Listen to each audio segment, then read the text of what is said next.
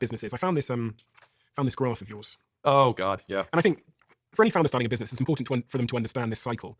I think you call it like the crash burn cycle or something. Because if you're not aware of this cycle, when you hit certain parts of it, you're probably going to think that there's something wrong with you. Yeah. But there's a certain inevitability to this crash cycle. I'll put it on the screen for anyone to see. Yeah. This is the entrepreneur life cycle until you learn how to break free from it.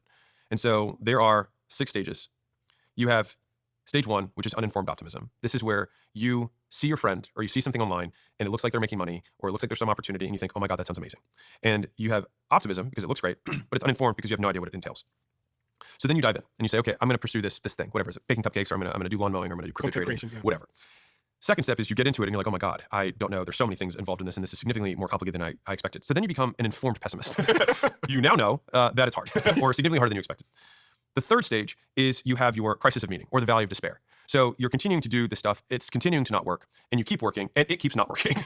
And so this is the step and this is the point of truth. And this is the cycle where the paths of the entrepreneur split. And the vast majority of people take this next step, which is they then say, you know what?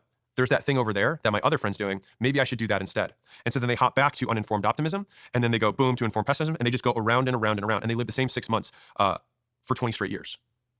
Now, the other path from the valley of despair is sticking with it. And so then you become an informed optimist because now you understand, you still understood all the bad stuff, but you also understand the good stuff and how to avoid the bad and maximize the good.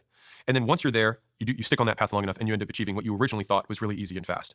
And so that cycle, this is more or less the Alex Hormozi life story, which is why I can so intimately describe each of the steps, is that I call that loop and that the person on the other side, the woman in the red dress, which is probably my favorite part of the Matrix movie, which is Neo, who's the main character, is in a program to teach him one thing. And so he's walking through the crowded streets of what looks like a New York City with Morpheus leading him.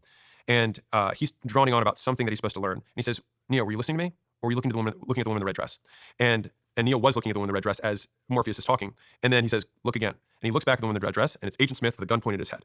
And in that moment, he's like, freeze. And he explains that you're either one of us or one of them. And they are the people who are sent to destroy us. And so what appears to be the woman in the red dress is actually an agent from the system meant to destroy the opportunity that you're in right now. And so I love the woman in the red dress so much because it's so real. Because you're in this thing, you're in this relationship with your business.